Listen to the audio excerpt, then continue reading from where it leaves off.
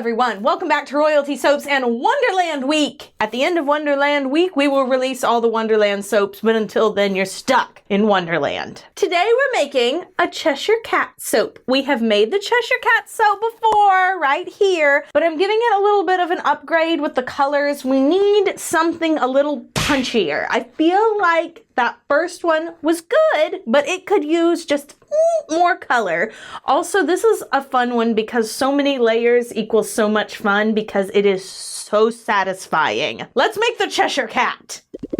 Okay, voiceover number 1. I put a little bit of titanium dioxide into my lye water because I knew I needed to stabilize the pigments all throughout this entire soap. Then we're going to blend that up into our soap base, and I split the soap base into 5 equal portions. It is fragranced with fresh raspberry from Nature's Garden, which is an all-time fan favorite, and the first layer is tickled pink. So there will be 3 layers of tickled pink, and then our purples will be colored with a mixture of something else. I have to pour this in as evenly as I possibly can, and then I have to tap these down as hard as I can to make everything as flat as humanly possible. Then we're going in with Grape Ape and Raging Raspberry. It was the Raging Raspberry, I couldn't remember, but that is a beautiful color blend. I highly recommend. If you've never tried it before, it creates the punchiest looking purple, and actually after I made this soap, I ended up adding more of that color to make it even more vibrant. So here we are going back in with tickled pink. It's layer number 3, pouring very, very carefully. And this soap stayed really, really runny the whole time I was working with it. It took me about 30 minutes to make the soap base, and even the very last layer was relatively easy to pour. So if you're thinking about working with the fresh raspberry fragrance, go for it because it is perfectly performing in cold processed soap, and it won't make your soap batter a nightmare to work with. So finishing up our 4th layer here, now going in with our final layer. See what I mean? It's still super, super, super runny, though I am being careful because I'm pouring these 2 layers relatively close together because I have no patience. Absolutely no patience. Like, I'm the most impatient soap maker here on YouTube. I promise you.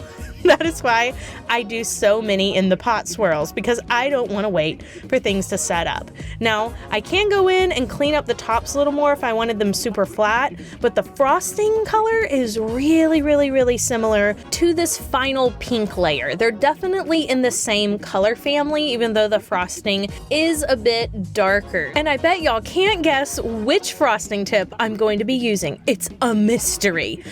And speaking of mysteries, let's check out today's video sponsor. Oh, hello everyone. Welcome to my living room. Please come a little closer. Yeah, there you go. Okay, today's video is sponsored by June's Journey, a free to download mobile game where you solve mysteries and find hidden items in puzzles. This is my perfect environment for playing this game. It's a little overcast outside. My living room is clean. My kitty cat Basil is sleeping nearby, and I'm under one of my favorite blankets because that's how this mobile game makes me feel cozy and content. It also includes all of the things I love. All of the scenes are like 1920s vintage inspired. They're absolutely beautiful. As you play, you earn more energy and gems and coins, and you can use those things in the game to purchase items for your island that you get to decorate. And they have some of the cutest things like little swings and picnic setups. I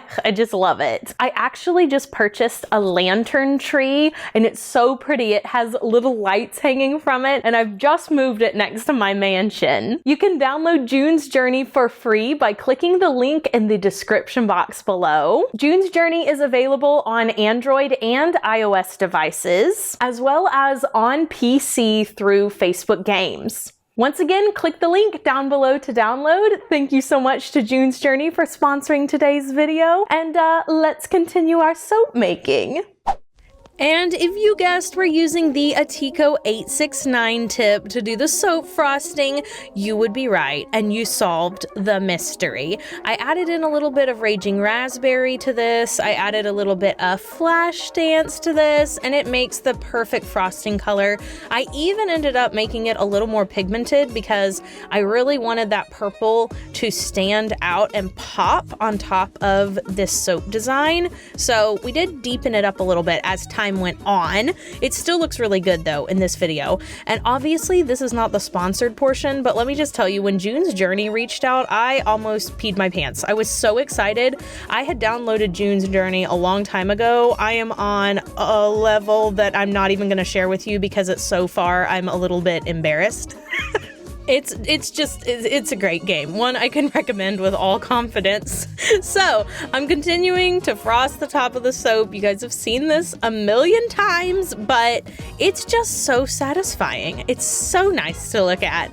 And the little frosting down the middle that my brother Simeon started, like he pioneered the quick run down the middle for us.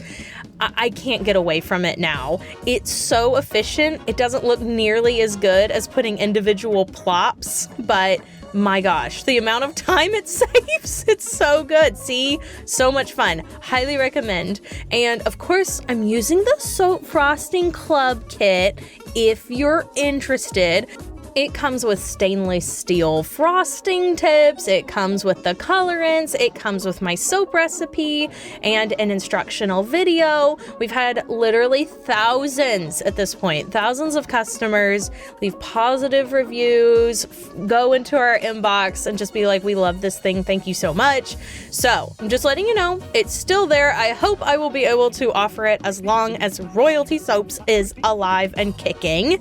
And then I just want to mention that the glitter I am putting on top is Silver Rainbow Eco Glitter. It is from Brambleberry, and you can also get something very similar from Mad Mica's. It's called Into the Mystic. They are plastic-free hollow glitters, and let me tell you, it's my ride or die glitter. If I don't know if I'm going to put a glitter on a soap, I always use that one because it looks good with everything. It's also very affordable, which is super nice because eco glitter blends are always more expensive than plastic glitter. So let's go in and we'll finish the last round of piping. This is typically the hardest one for me because this will determine whether or not my frosting leans to one side. Sometimes I actually turn my molds to face me so that I can make sure I'm placing that final dollop dead in the middle, because I've done plenty of frosting where it just starts to lean to one side and everything looks ever so slightly off center. And of course, I'm running out of frosting right towards the end. This is something Caleb always makes fun of me for. He's like, how is it that after 10 years you still can't adequately judge how much frosting you need? And like one guy gets a teeny tiny bit at the very end. I'm like, I don't know. That's just how I roll. Now we have our little kitty ears. So these are to represent the Cheshire Cat, and every single soap is going to get 2 little ears, and I've got to put these in just the right way or else it will look like the cat is like disturbed. You know when cats put their ears back and they kind of make them look kind of cockeyed and wonky? That's how these will look if I don't put them in exactly straight. So that's why I have this soap on an angle, because otherwise I absolutely would put them in crooked and he would look just so bothered. We don't want him to be any more bothered than he has to be, okay? The Queen of Hearts is doing her fair share of making sure everything's bothered. So here's our glitter on the top. It looks so pretty. Everything looks perfect. So we'll wait 18 to 24 hours and then I'll bring you back, and looky there. Looks so vibrant the next day. I'm glad I beefed up those colors because it kind of needed it. And you see now why I also beefed up the frosting colors, because they need a little bit more too. And this is what it looks like on the inside. You have the pink and the purple. Depending on what picture you're looking at, the Cheshire Cat colors can vary. It can be very purple, very pink, maybe even a little bit red, and this is just the palette I feel looks the best. Well, I hope you enjoyed today's video. Be sure to give it a thumbs up if you do. And yeah, have an absolutely royal day. Do something fun for yourself today. And I'll see you guys in the next one. So until then, bye for now. Meow.